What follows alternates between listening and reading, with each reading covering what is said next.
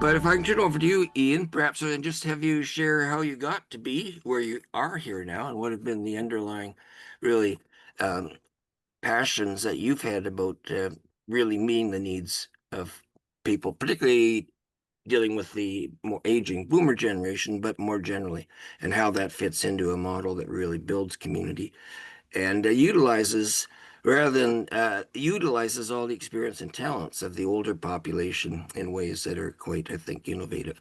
So, pleasure to have you. This is being recorded, so we'll be able to share this more widely. So, Ian, I'll turn it over to you, and I'll keep an eye on our guest coming in. Thank you, sir. As always, is Christian, she seems to be joined, or is it he? They seem to be joined already. Yep. So hopefully they can hear and Yeah, Christian, if you can hear or can't hear, let me know, but I see you on the screen. Okay.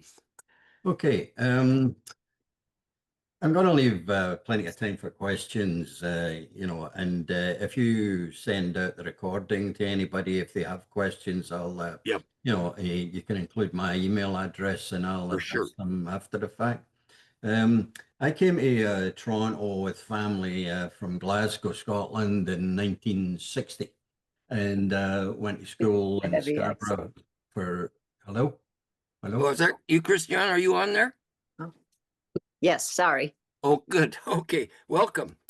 Okay. Thanks. Really So, august group. Okay. okay. So, as I say, I went to school in Scarborough for 3 years and scraped through grade 12. I immediately, I couldn't afford to go to university because I had to look after my mother.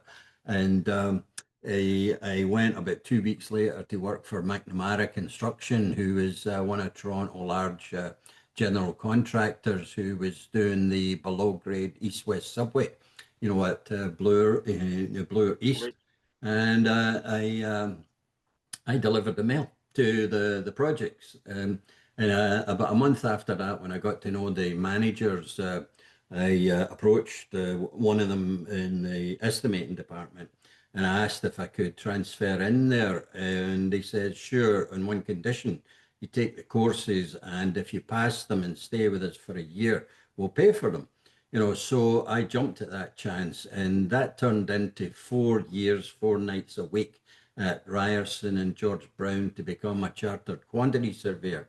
That's a British profession, but all the banks use quantity surveyors to monitor the construction loans, large and small, etc.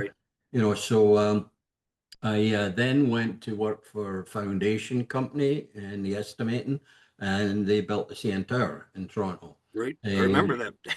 Yeah, 73 or 4. 70, And yeah.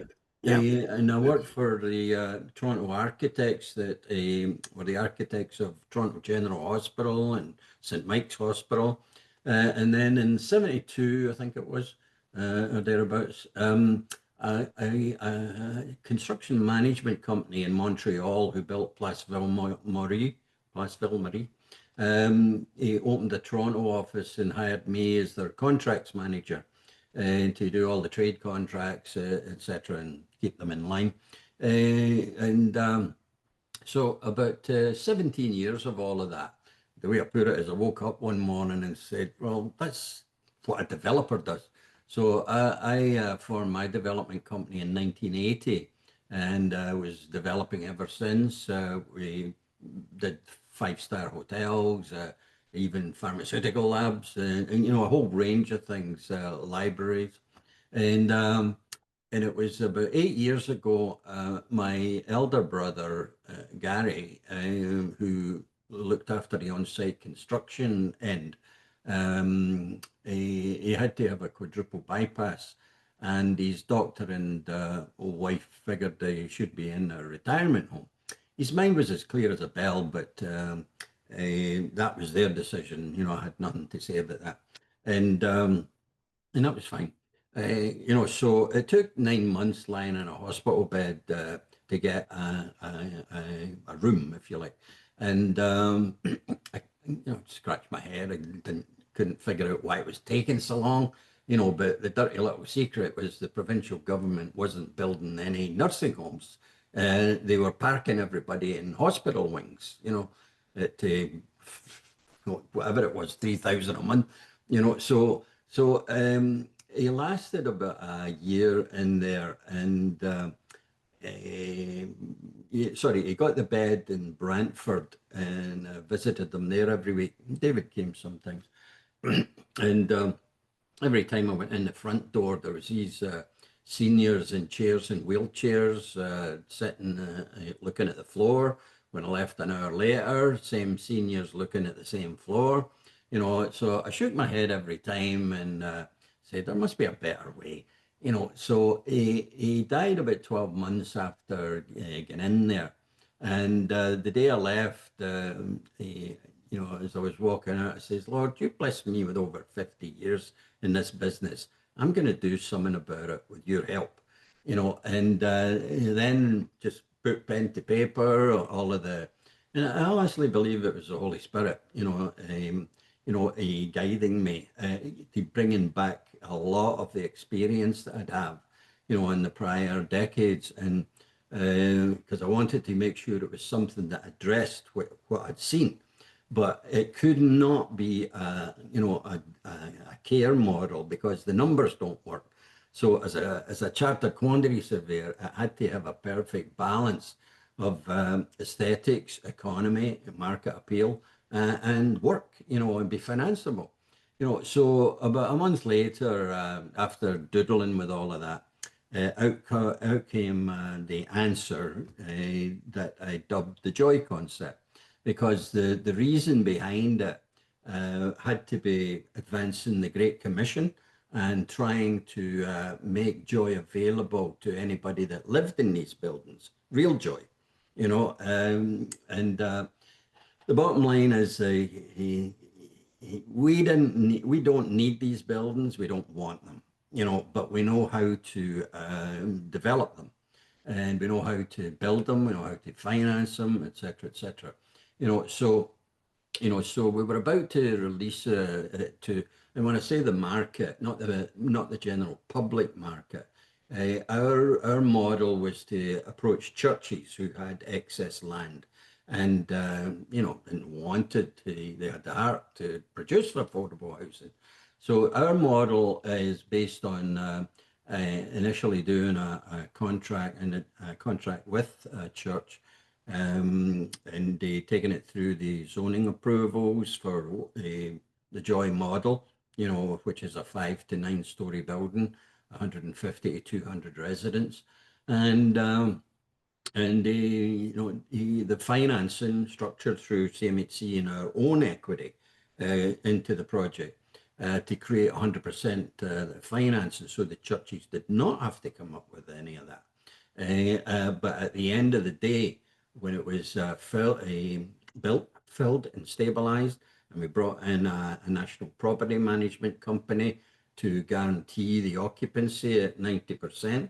That undergirded the church lack of financing for taking it through the rest of the way, after we turned the building over in a year or two after completion. So that's the sort of a description of the model. David can fill in some of the details in a minute, but we were going to introduce it and then COVID happened. So we pulled it back because that end of the market, the demographic, a lot of them were dying, in nursing homes, etc. So you just don't do that as a development, and you don't get a second chance. So we pulled it back, and when COVID was over, we were starting to get ready to approach the churches, and nothing happened in all of 22. I prayed for the Lord to open the doors if He wanted this to happen, and nothing happened. So it was another one of those, wilderness experiences, but then in 23, 24, 10 churches in different provinces signed up, and they're all in various positions of planning approvals, etc., etc. And obviously what people say, well, you haven't done any yet. Well, the answer to that is yes, we have, because our Dayspring project in Brampton has got 10 buildings on it, and it was the first and largest adult lifestyle community in Toronto, and 700 condominiums, etc., etc. You can touch on that later on. But the bottom line is that is a joy project, except for one thing. They were all condominium, and the individual owners gained, 3 and 4 times the value of their units, whereas joy, they're not condo, they're purpose-built rental, which is the flavour of the month that, the government's looking for. Thank you, Lord. And, so that's the big difference. So, when you look at the Dayspring project in Brampton, you're looking at a joy project, basically. So I'll take a breath there, and maybe Sure. David, you Yeah. can sort of fill in some of the gaps, unless Don, you want to. Yeah, excellent. Well, I just wondered, I do have screen share, so if you have a PowerPoint and you show some of the Sure. properties, you certainly are welcome to do that. That's very instructive as well. You want that now? Perhaps, yeah, give people a feel for it, and then David, you can pick up and share how you've come in and what your vision really is of the future. Yeah, so if you've got the PowerPoint for, there we go. Okay, so so basically, this is the very initial joy intro, that we send out to churches with some background on BGI, etc., etc. Because we've done a lot of large scale projects in the past. So this is just to, briefly say what the problem is. We call it a joy concept, etc. And, it's by BGI Group. That's, we've got about 4 designs, and we're making them, all like cookie cutters almost. We've really refined the layouts, the unit mix, the sizes, the quality, all of that. Right. So when a church comes up, we can plonk one of these on the site to see if it works physically, etc. So that's our 9-story model. And one of the other main benefits of this model is that we can absorb up to 20,000 square feet of new church / community hub in the project and Yeah. make the financing work. So a church, if they've got an old church and their congregation is 400, and it's not heritage, etc., we can demolish that church and give them a new 20,000 square foot church of 750 seats, plus all the, the youth areas, etc., etc. Within the facility, yeah. Yeah, so and there's the problem, is the size of it. It's a bottomless market, really. There's 8 million boomers in Canada and 80 million in the US. They pay, don't forget, this is not regular seniors apartments. It's not a care model, nursing home or retirement home. It's independent living, which a Right. lot of boomers would rather have, because they can still take care. I'm in the leading edge of the boomers, and no way would I go into retirement home, right? Yeah. So, but those current independent living are 5 to 7,000 a month. So we've designed these like boutique style wellness residencies from Right. 1,300 a month in Canada. And incidentally, we're now talking to the housing department in Columbus, Ohio. They reached out to us, and they really like the model. So, we've identified 7 churches in Columbus that could, accommodate a joy model. So that may be our beachhead to take this model into the US. We were active in the US from 2004 to 2008, so we know how it works there. Right. And it's the turnkey, as I mentioned. The church gets 100% ownership, and the cash flow. You can touch on that in a sec, David, Right. because the project's for 2 reasons: provide affordable housing and enable community outreach. So, and there's the genesis. There's the one in Brampton. It was Right. three 10-acre parcels for one house on each 10 acres. We rezoned it to 700 condos, 160-bed long-term care, church, and some retail. In this parking lot area here, we've got it in at the city of Brampton for 649 affordable rental Wow. units in 4 towers. And we're not building it. It's not a joy model. We said to the board, we'll do all of this. And when it's the zoning is through and it's got about 20% left to go, we'll put it on the market. And the sale of that land with the approvals will build the last stage of the church of 1,000-seat sanctuary and leave it debt free. So that's that. Then that Amazing. project will be done. There's some others. That's that same thing. That's a typical. We try and include a clinic and a pharmacy. The hub, we call it. It's got 750 seats and all the other, and the entrance to the residential and the elevators, etc. We do all the initial designs ourselves, and take it through the zoning for density and height and all that. And then when it gets, starts to get close to the building permit, we retain a local registered architect, to produce the working drawings, because we're not allowed, but we tell the architect, here's what we want to do, so make it better, do what we're giving you. 40% of the building falls under CMHC's affordable rates, and that 40% is furnished. So people, if they want a furnished unit, they can. This is what it looks like. Our interior designer does it, and only protections against future COVID, and that's just some of the projects that we've built and developed. And that's our team. We've got a team of experts, that would be involved in each Joy project, and we overview the whole thing, being the developers. And that's the current contracts that we have. That totals 4,000 units. This is a sort of typical size, 200 to 400 units per site.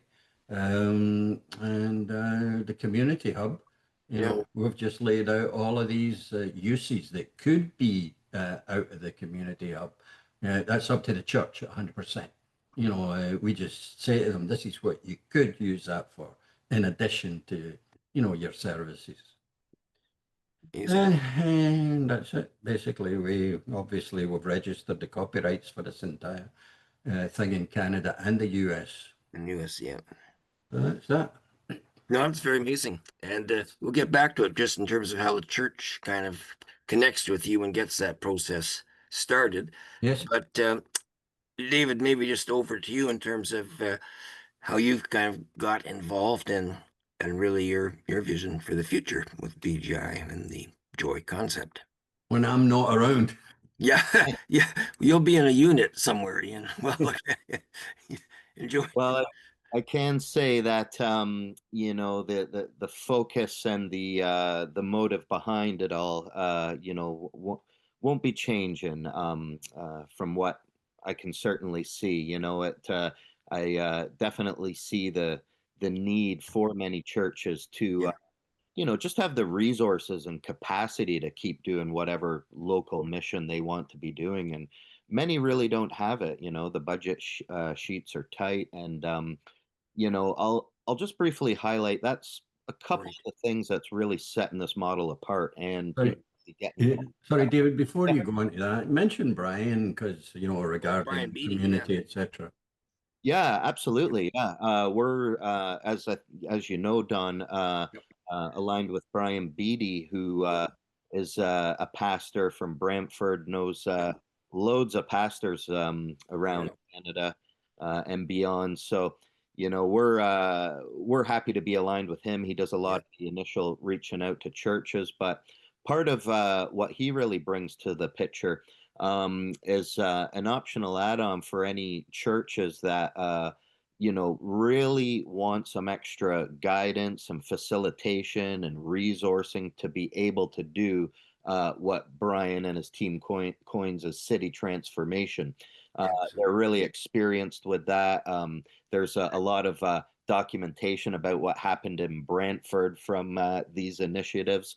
It's called City Group, his company. I'll share that link with everyone. Yeah, absolutely. And as far as a lot of the potential of what can happen out of those community hubs with the church and the capital for it, Brian really complements a lot of that and can, just really take it to the next level in terms Yeah. of community outreach and city transformation. So.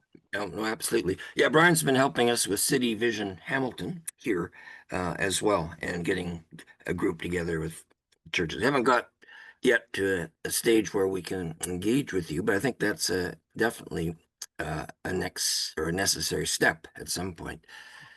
So the benefits, David, if you don't mind. Yeah, a lot of what sets this model apart, whereas other developers are primarily building for, let's say their own internal portfolio or to, their exit strategies to sell the completed project to a hedge fund or a REIT. Great. I'd say the only real objection or question, I should call it, we come up against is, it seems too good to be true. Where's the catch? And as my Right. dad said, we don't need these buildings. We don't want them. We know how to develop them, and we know the net cash flow that they can produce for the You've right got them up. groups. And a lot of the reasoning, as well as putting this property manager in place through an agreement in principle right now, is they will get 25% of the net cash flow. The end owner, the church, gets the other 75%. And for that 25%, the property manager guarantees the occupancy. So the church now doesn't have to worry or assume the risk of leasing up the place, keeping it full, dealing with tenant headaches and the day-to-day issues of a residential project. They can just focus on, their mission and focus. Also, whatever lender will be providing the permanent financing and that will come and take out the construction loan, they want to see an experienced operator in place that's going to be running this building, ensuring its occupancy, and therefore the cash flow coming in and servicing the debt. So it really answers that.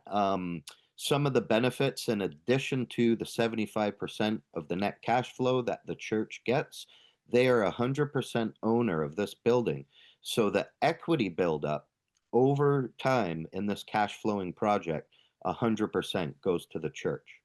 So there's a lot of areas where, it really sets this model apart. It is a philanthropic structure. And there's a lot of ways that for the right church groups, we're not trying to say this is a one size fits all, it's right for everybody. We want it to be, frankly, part of God's will for their journey and their story.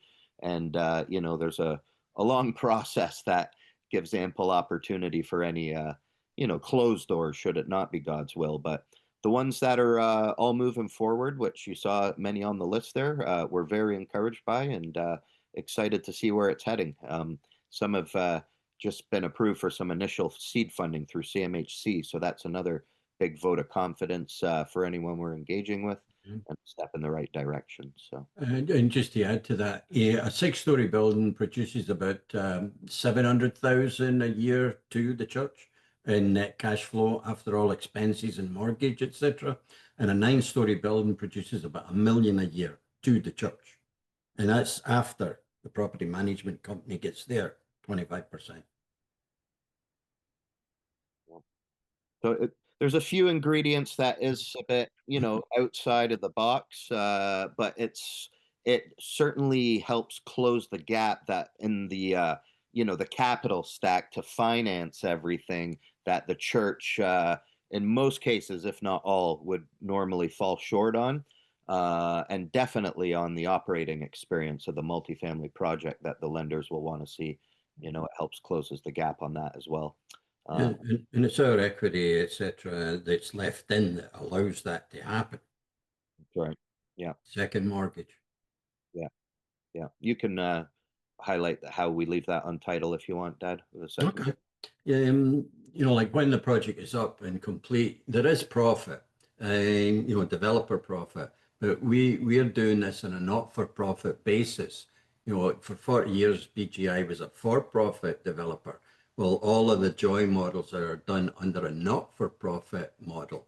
So we have to reuse those funds, obviously.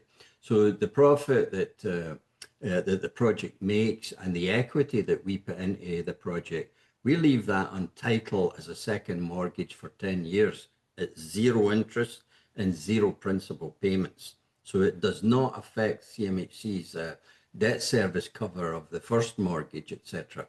And if the church would be buying this finished building, and CMHC puts up 75% a permanent mortgage loan to value, the church would have to come up with that other 25%, which very, very few churches would be able to do. Well, that's where we come in, and that's our equity that we put into the project and the profit that it makes. And it sits on title, and we've got one condition: we can leverage that second mortgage to create equity for the next Joy project, and on and on and on. And that's how it's, replicable. So, Able to borrow against it to leverage for the next project. right. That's very innovative. Question regarding the church: is there a typical, if you will, profile of churches who have really been able to take advantage of this? Or, I mean, I think you're looking for vibrant, growing churches that are based in solid biblical teaching and all of that. Well, new pastors, and I don't like to generalize, but the new generation of partners seem to be more business minded, to help make the church financially secure and be able to do all the outreach of the Great Commission, etc. So, we find that those pastors who may not have had 30 years of experience, but the experience they've got now of maybe 10 years or whatever, they're very open to at least exploring this model, and because we're bringing 100%, of the construction loan and our equity into it, and the church doesn't have to, it takes away a giant roadblock, that churches have. So, beyond that openness to explore it, obviously, Brian, I like to say, I think he knows every Pentecostal pastor in Canada, but, so a good amount of the contracts we have are with Pentecostal churches. There's also Baptists in there, that are completely open to it. And we're talking to a Lutheran one also. We obviously have a line in the sand. We're not going to produce these for, like a denomination that's not, seeking the Great Commission.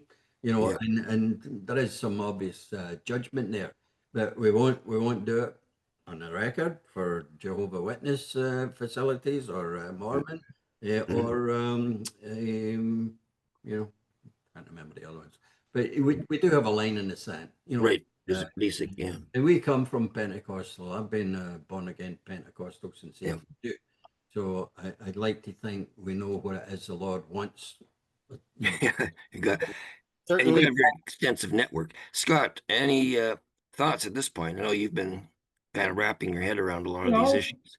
I guess the one size is quite practical. What sort of lot size are you looking at to make this real? Well, ideally there would be 5 acres with the church using 2 and 3 spare. But if it goes above that, because we're speaking to a couple of them right now that have 20 acres, and we can do a master plan that would allow the project to be done again. If they only need 2 or 3 of that, we will do a master plan and show maybe 4 phases that project would unfold over 10, 12 years or whatever. Okay. And typically, what's your construction cost per square foot? I know you haven't got these in motion yet, but I'm wondering what you're budgeting for your construction cost. Yeah, that's in-house. We don't get into that because we guarantee the cost. So however we do it, we're looking at 5 different construction systems right now. Like modular, CFS, ICF, and total precast. So it'll depend on what we finally choose. We've got about 6 months to make that decision. Of which we'd use, and the tariffs for the steel and everything come into all of that. So I'm not evading your question, but I'm avoiding it. Well, that's cool. Another question, are you building these as passive house style, or are you actually For meeting, sure. but For or sure. are you meeting the passive house standards? Well, it'll be passive house. It'll pass the passive house standards. With the air test and everything that it has to go through. So they will have the triple glazing and the beefed up insulation, etc. I'm not an engineer, but like I have said, these will be passive house. Because it reduces the utility bills by about 80%. And Amazing. we've had that on our preliminary specs for 5 years before COVID. That these will be, because the future owners, that reduction in the utility bills increases the value of the building. Right. Yeah, I'm a little confused by that, quite frankly, Okay. because achieving passive house means you've got a significant southern exposure to the winter sun, and of course, in a large building, you've got units facing every which way, Right. and so it's you can't have everything facing south, and indeed what you showed units facing in many directions. Right. Right. I don't understand how you can meet passive house standards when you've got a north-facing unit, for example. Well, that's I can't answer that because, as I say, I'm not an environmental engineer or an architect. So we've got that on the list that we put that on the table with any of the design consultants. We want this to be built to passive house standards, and they'll specifically tell us. We're not changing the building, heights and orientation and everything. If the utility savings are only 60% instead of 80%, that's what governs. It's more important that these get delivered at affordable rents. So the intention is to have the full passive house standards. We read up, or I read up on 5 years ago, the ones that have been done in Europe. And I know it's ideal, but nobody's going to build a linear building here just facing one way. No, it doesn't make any sense at all. Right. So I think it's fair to say that these are constructed to a passive house construction standard, but not necessarily to be independent of heating. Well, I'll leave the answer to that to better than me. Okay, I've done a bit of research into passive house, and I've talked to a couple of passive house builders, single family home builders. Yeah. And they had very specific comments about south facing and about the percentage of the windows to the square footage of the units and so on. So I've seen all that, and that's why like we've got French balconies, but they're interior French balconies, so there's no penetration through the exterior wall, for the dew point and and all of that. So we're sort of part way there, but these are only schematic drawings at this point for municipal approvals. It's once we get into site plan approval and pre-building permit, that the registered architects, etc., will be doing that exactly and given to us for approval. Well, thank you, sir. I don't mean to be difficult, but I guess No. as an engineer, I'm used to dealing in nuts and bolts. There you go. There you go. Oh, good. Yeah. And I know my limit. yeah, we bring a lot of experience to bear on that. Christian Stanley, welcome. Yeah, thanks. Down in I Washington. come at this from the religious freedom angle Okay. in the United States, where there's also a lot of interest in helping churches to develop affordable housing of different kinds for the sake of housing, not so much for the sake of the church. But I've seen some plans to draw this together, so I really like what you're proposing here. Would a zoning authority or lender say, in Canada, church membership's really declining. This is a project that's going to have to last 10, 20, 30, 40 years. How can we trust that anchor entity is going to still be there, 30 years from now, if the trends of church attendance are dropping?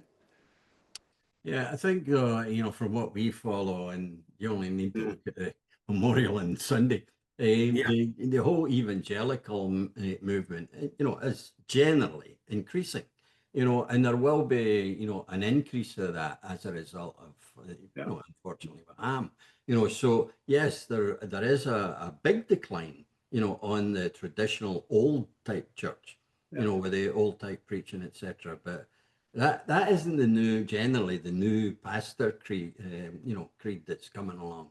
You know, they want the whole business thing in there, but still honor the Lord for God's glory and the Great Commission. And that's what this is all about. Yeah. So I suppose you could say, yeah, the churches that don't want to do outreach are the ones that are declining. The Right. ones that do want to do outreach will still be there and doing this. But that raises the other question I wanted to ask, whether or not any municipal zoning authorities would say, we want more affordable housing for retirees and so on, but we don't like to help the church carry out its mission. So we don't want to grant zoning approval. I mean, that we've run into that kind of problem in the United States with, you know, mega churches that some cities don't want to approve of them. They say it's because it takes real estate off the tax rolls, but there's a great suspicion that it's for other reasons. Like they don't like to encourage those kinds of people to, you know, have a place in society. So is that a concern? But the simple answer is no, because we test that early on, you know, like as for every project in Canada, and I'm sure we would do it in the US, it's called a pre-consultation. We do an initial, you know, master plan, showing the density, etc., of what's being proposed. And that's a very, very simple project to get the feedback from local councils, etc. You know, and if they're throwing up a wall that you'll never get this approved, we'll go on to the next one. Every community in Canada and the US at 20,000 and above will support one Joy building, at least one Joy building. You know, and there's 80 million boomers in the US. So In the it US. honestly doesn't bother me in the least. And Yeah. we've all noticed it quite evident that there can be a bit of a bias towards, you know, the Christian worldview in that, but and we're dealing with multiple municipal planning departments now, at least, you know, here in Canada, and none of that has come to the surface in any tangible way. And if it did, you know, they really would be jeopardizing their own roles because it goes against the, you know, our Charter of Human Rights and Freedoms. You know, it would be discriminatory on their part, you know, to, I guess, voice any of that, even if any, you know, their personal convictions. Yeah, we flushed that out long before a shovel goes in the ground. You know, and again, there's such a demand for this product, this model. You know, if there's that much resistance, you know, life's too short. We'll go on to the next one. Yeah. I have if a I could just question. very quickly just touch on Oh, David. the Yeah. last point too, and all of us on this call, we would love if every CMHC rep, every bank lender rep was a Christian. Sadly, they're not, and yeah, they may hear the odd headline, but I many of them are not spending their time reading through, you know, Barna Group studies and Pew Research to really be analyzing the decline in certain areas of the evangelical church world. So, Right. could that be raised as a concern for the future outlook of a church-run project by the odd underwriter? It could be, but not something that we've seen yet. The big thrust of these is supplying affordable housing and supplying a community hub. The community hub doubles as a church space because it has 700 odd seats. But the whole thrust of it, you know, 90%, if you like, is the affordable housing and for the local community. Yeah. So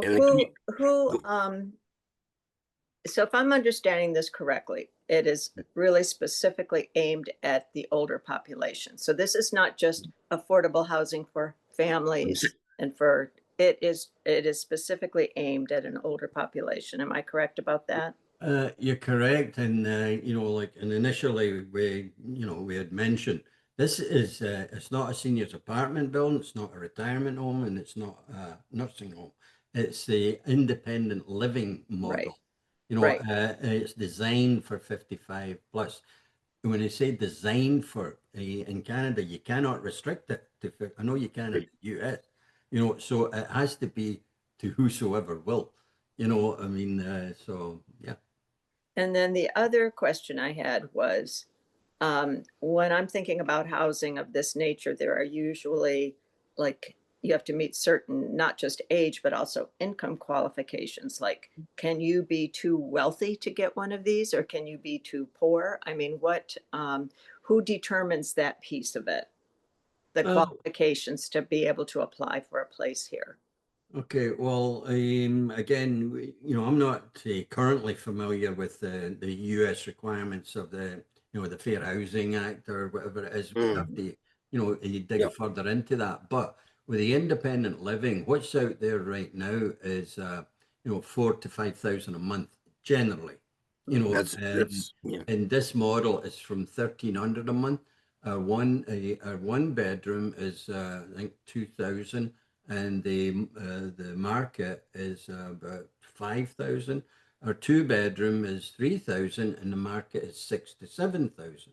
Now I know that sounds like a lot of money, but that's the independent living model. You know, again, if you say, well, seniors apartments are only 800 a month, that's not what this model is. You know, Mm. so it's a case of it's dealing with that market, but the independent living market is basically the boomer market. And, if the church wants to try and either limit who goes in there, which I think would be fraught with all sorts of legal peril, or with the proceeds that the church gets out of it, they can subsidize the units even further out of it, because they're getting 700,000 or 800,000 a year that they have to put somewhere as a charity, Right. and so they can put a couple of 100,000 of that into subsidizing lower rates. We need those rates that I described to get the building finance, but then it's up to the church.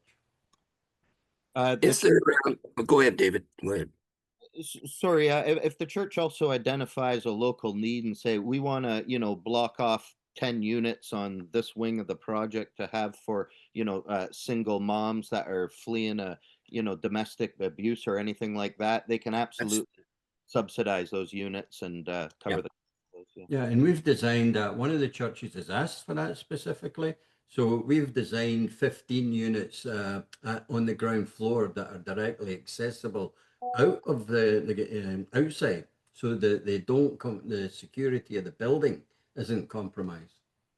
Okay. Oh, Yeah, very innovative. wow. You're Christian Stanley, your church and your kind of community. Does this kind of thinking have some potential there, or are you? Well, I think we have the property for it, but I don't think there's any vision for it at the moment. That's But It's never been presented or thought about. no. Nobody thought about it. I have a friend though who works, a pastor who's worked in real estate and with cities, and their church developed something like this, kind of on their own, and built it was a senior living. I'm not sure exactly how it would fit in this model, but they cross subsidized so that they could help poor families get in, but it raises a lot of money for the church budget. It's allowed them to do many other things, including childcare for other families and so on. Yeah, the potential is immense, and Yeah. daycare. I mean, education, kind of various. That community space can be used in a lot of ways. It creates a community hub, as you say. Don, our heart. We've said that because the proceeds that BGI gets out of it, we're open to including educational components in some of these projects. Have a larger area, so. I think as long as that's it falls within that advancement of the Great Commission, we'll listen. Yeah, and I think Brian Beatty in Brantford is certainly a key person up here. And I probably should introduce you to him, Scott, as well. And he's certainly really attuned to the network, and his whole group, Kingdomize Global, is really developing kind of business models for Christian entrepreneurs as well. Yeah, Brian takes over when we're finished, basically.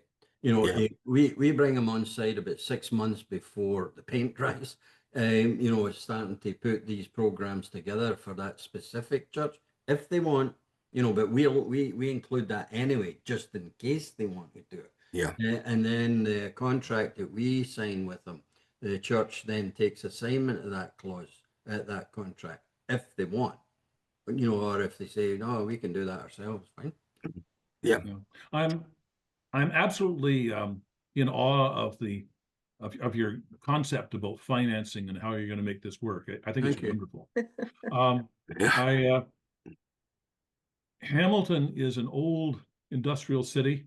Yeah. It's tight down below. We're split longitudinally by the Niagara Escarpment, and below the escarpment is very tight. Yeah.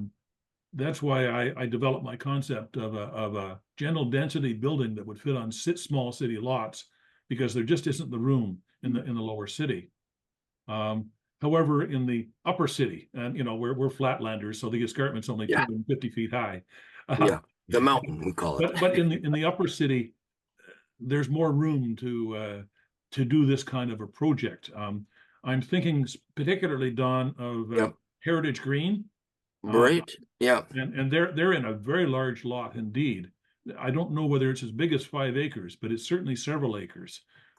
Yeah. And now this has a problem in that the congregation is failing. So, Oh. but at the same time, the Presbyterian Church stands behind it, so it may be of interest. So, well, and it's Yeah. far too much land for the kind of thing. My concept was to build these small 12-story walk-ups like Model Ts that Henry Ford built, and build a whole hockey sock full of them, and make them inexpensive to build and affordable to rent. And if we, Yeah. I guess I have a preliminary suggestion. It's an ask. If Yeah. we can't get our project through with the foundation we're working with now, I'd love to make a presentation to you folks about maybe adding this as an element of your portfolio. It could possibly be a part of it, but we need the critical mass of what I've shown you to be financeable for everything to work. But if there's an extra acre there that is too small, you know, for an additional joy building, of course we can look Yeah. at that. Okay, well, that's great. Thank you. I think And, I'll keep you in touch. I mean, yeah. one of the questions, go ahead, Scott. Yeah, that's all I wanted to mention, is that the opportunities are going to be out in the suburbs, not in this dense Yeah. old city. Yeah. Scott, sorry, Don, just quickly on that, Scott, the one that we're dealing with, the contract we have in Bracebridge, has got 2 joy buildings, 6-story there, and 38 bungalows, 38 adult lifestyle bungalows, because they're Yes. sitting on 14 acres. So, you know, I said, sure, you know, we can include it as part of it, because not everybody wants an apartment. No, but you know, quite frankly, if you're a small young family with a limited budget, the last thing you want to do to send the kids out to play is go up an 18-story or a 6-story Yeah. elevator. It's nice for the kids to be able to run down the stairs and play. Not at all. Yeah. No, Yeah. you know, for sure we can talk about it. Yeah. Well, no, Ian, like in the set of questions, there was one about whether this can be adapted to the first-time buyers, which is a huge problem now. But No. at this point, no. No, what would have Because to of the scale. happen is, Yeah. sorry, the church out of their cash flow would have to separately build Yeah. a family building. Right. You know, because the family building has to be all fall under CMHC's affordable rents, etc. You know, whereas our independent living model, it's not Yeah. rocket science. The rates, Yeah. although our rates are half of what the market is, the rates are still higher than a normal affordable apartment building, you know, family wise. So Right. if we were just to do a family building at the current rates, the numbers won't work. Right. You've got a model that does work, and that's Yeah. And while we acknowledge there's certainly a lot of marginalized and, you know, even at risk demographics, and we know Gen X, Gen Zs, they're coming up next, but when we really look at the landscape of seniors housing and what's being offered and Yeah. the various That's positions many of them are in, and You know, even if they sell the big house and get equity out of that, it doesn't last long with a lot of the pricing of the options that are out there for them. So, Great. So that's critical. Yeah. Yeah, that's absolutely true. I mean, I look at, and they're having trouble filling the buildings now because there's not that Yeah. many people that can afford 6,000 or 7,000 a month.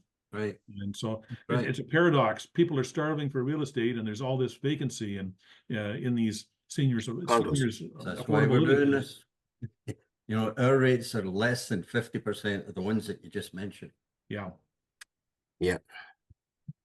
So I think the certainly putting Scott in touch with Brian, and I guess Ian also, Christian Stanley. I don't know if there's persons in your area that would be interested in having a presentation from Ian and David in terms of the concept, because you're uh, you've been also busy in the States as well. I say you've got experience there for development, so it's a Yeah. good discussion to have, I would think.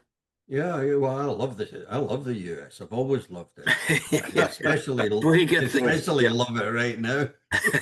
Yeah. So our president loves Canada too, at least in some ways. Well, I don't know. Yeah, Yeah, some as people the would question that. 51st state or 52nd. He keeps it well hidden. Yeah, that's it. But that was just as an aside, that was an amazing memorial service. Oh yeah. State. Oh yeah. That was quite Wonderful. So something's happening. There's certainly a resurgence of Christian faith in aspects, particularly in the universities, which at least I don't know about Canada, But it's because, needed. but it's significant that that's going on in the universities, I think, for the future. I'd But, love us to get behind some of these concerts, you know, like at some Yep. point, you know, because they really, you know, they're really getting popular. And Yep. you have to be careful, obviously, you know, that it is For sure. you know, Yep. the right gospel. But Yep. there's so much opportunity to grow the, you know, the next generation. You know, there really I is. think so. Yeah.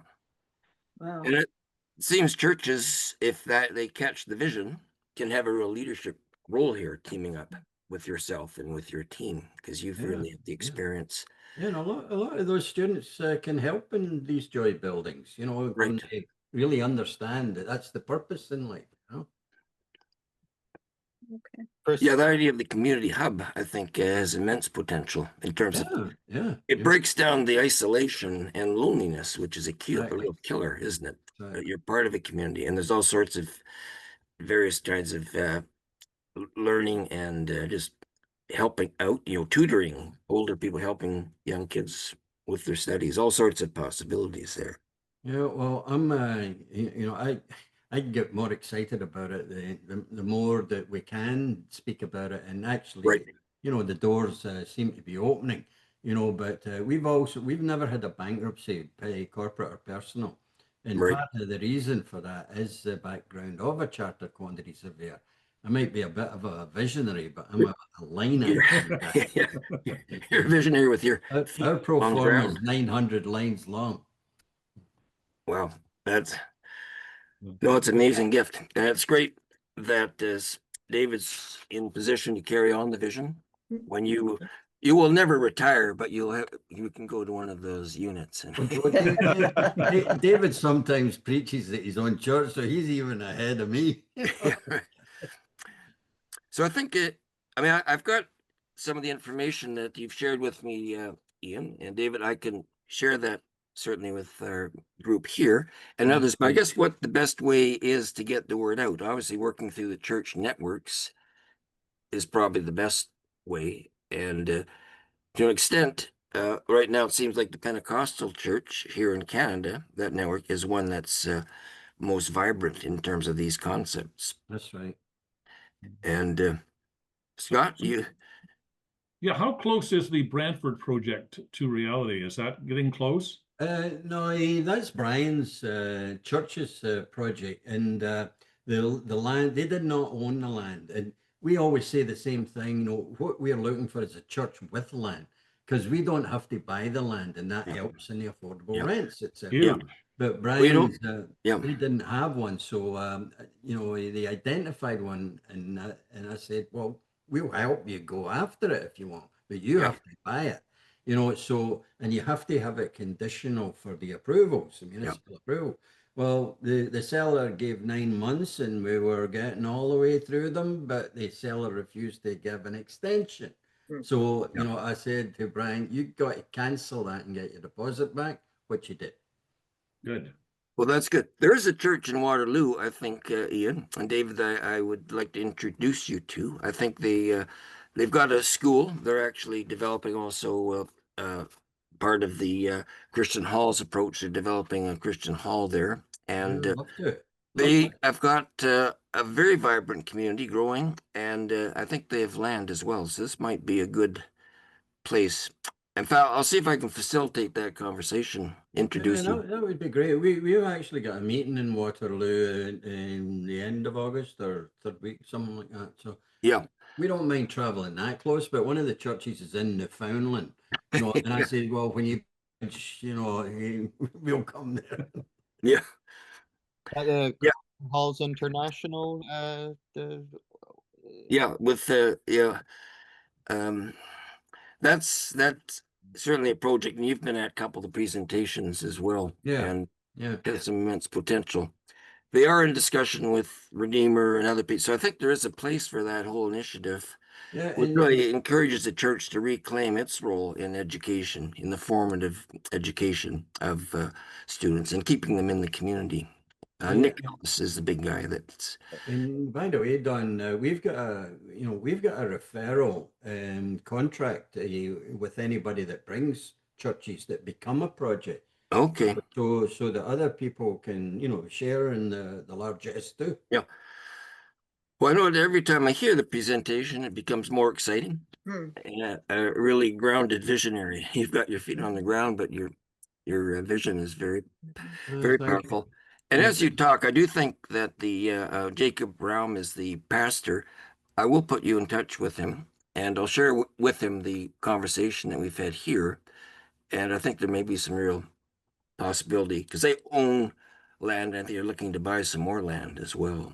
All we need is a Google Earth outline of the property lines Yeah, and the address, and right. we'll check the zoning and whether a building fits, etc., etc. You know, no charge initially. You know. Excellent. Yeah, well, and Good. Go ahead, Scott. yeah, just saying that it's worth a chat with our presbytery too, and Yeah, and it's exactly. because we don't have as a presbytery, we don't have a proper real estate planning group. They're just forming one now. But Right. this is a huge opportunity and presbytery represents, I don't know what, 50 or 60 churches in There's a lot of this property. broader area. We can in fairly short order look at those 50 and identify 5 or 10 that we would look at getting involved with. Well, I think that's good, Scott. I'll connect you with Ian and David. That way you could follow up Does, with that. That would be excellent. Scott, sorry, is that a Presbyterian church? Yeah, we're St. Cuthbert's Presbyterian, Okay. and the governing body over us is the Presbytery of Hamilton, which reaches out actually quite a ways. Okay, well, tell them I'm from Glasgow. Yeah. Well, Yeah, we got a lot of well, you're excused. My family's from South Queensbury. I knew Ennis was Scottish, you know. But, yeah, you yeah. know, but I at least sound Scottish. It was my great grandfather that came over, so I've only got a trace. Yeah, yeah. Well, you can't mistake where you've come from, Ian. David's different. You haven't picked up the accent. Well, he puts out a good Scottish accent when he has to. Yeah, yeah. Well, that's good. Well, look, other questions? Otherwise, I'll send on the additional information, Yeah, do Good. that. Good. and then I think follow up with Scott. I'll do with the group in Waterloo, and then Christian Stanley within your context. I think. Well, I mean, even Yeah, yeah. we'll explore and we'll let you know. Yeah, and I think Yeah, Ian please. and or Dave would be glad to do a similar Zoom presentation if you've got a group there. Say, well, what's this really all about? I think Okay. that would be That's very what we helpful. usually do. Just a 1 hour Zoom to the board out of the pastor to begin with. And Yep. if he feels led that, yeah, let's take a look at this, then Yeah. we can have another Zoom with the board and Right. answer all their questions. And we Right. send out about 3 or 4 files so that Right. people see initially. Columbus is, they're really, putting in place new incentives for affordable housing, and it was them that reached out to us. So, Columbus, Wow. Ohio. we've Yeah. given them 7 churches to have a look at. Wow. Exciting. Yeah, for sure. For us aging boomers, yeah, sure.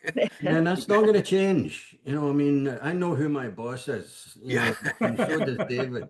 Yeah, yeah, that's good.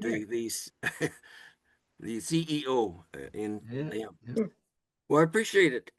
Any last questions before we wrap here? I do thank you again, Ian and David, for your visionary leadership and the fact that you've really have proven results that are gaining traction. I'm always excited to meet people that have vision and detail, because that's what Yep. you have to have, right? That's the word. Practice Yeah. and vision, both. Yeah. Yeah. My saying is no financing, no project. That's Does that? that's for sure. We And really appreciate the votes of encouragement from you all, and just in return, I just want to commend you, Don, and Yeah. Dean, for what you do with the Oak Study Center and Sure. the focus there, because I tell you, it's palpable how much spiritual resistance there is against the Christian worldview, and so Yeah. all what you guys are doing to For sure. counterbalance the Yeah. having an education and resourcing and conversation through that Christian lens, I think, is just very, Yeah. very needed more now than ever. Well done, David. For sure. Let's Appreciate get that, the David. holy boldness going. David, do Yeah. you want to close in prayer?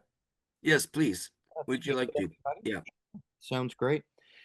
Well, Father, we thank you. We thank you for this opportunity to come together, albeit not in person, but certainly together in one accord and spirit. And we thank you that we can all join together, knowing you as Lord and Savior. And we just want to thank you for the freedom to be able to talk about things of you. We pray that you would just bless all we've talked about today, and just help us to reflect on different ways that we can all just be looking for synergy here for act for your kingdom. We know that the sickness in society is so rampant now, and as Christians, we're the ones with the vaccine, Lord. So help us just to look for ways that we can share that in a meaningful way, and that may look a lot of different ways. So we just we need your guidance, we need your clarity, and we pray that you would just help us all, keep us all encouraged, and may it all be for your glory. We pray that you would bless Don and his team's efforts there with everything they're focused on, and just may your light shine, Lord, in this world, we ask in Jesus' name, amen. Amen. Thanks. Well, I think this is true the case that we're 2 or 3 or 5 or 4 gathered together. God is present. Yeah. And great conversation. And I'll send the recording will be available shortly. And there is also the AI notes for what it's worth. You can check them Yeah, out. good. The ones Thank you, Don. the ones that missed it don't know what they missed. I know. We'll get them. I'll poke a number of them. And Scott, there were a number of people in Hamilton I was very looking to get a hold of, so we might pursue some of those connections. And Yes, yeah. Let me noodle on what the most logical ones are to pursue first. excellent. Super. Thank you, you've got gentlemen, them. for your time. Thank you. All right, blessings, everyone. And Great. Yes, Christian blessed Stanley, down in the US there. yeah. Yeah, right. We got good representation from US and Canada, straddle the Good. border. Christian Okay. and Stanley, I've known them for over 50 years. We were students together in Toronto, but they're well positioned within a PCA church Wow. Yeah. in the Washington area, quite a large church. So I think there may be some good connections there. It always helps to have I mean, it's such a visionary concept. It takes a couple of goes for people to get their Sure. minds around it. I think you Yeah. do a good job, in the material there. So Thank you. it's very, very helpful. But I think we'll keep the conversation going, and a couple of key connections. Scott's really on this. He's very much been thinking about this. I think is well connected with the churches here as well. And I'll be in touch with Brian. Brian has been.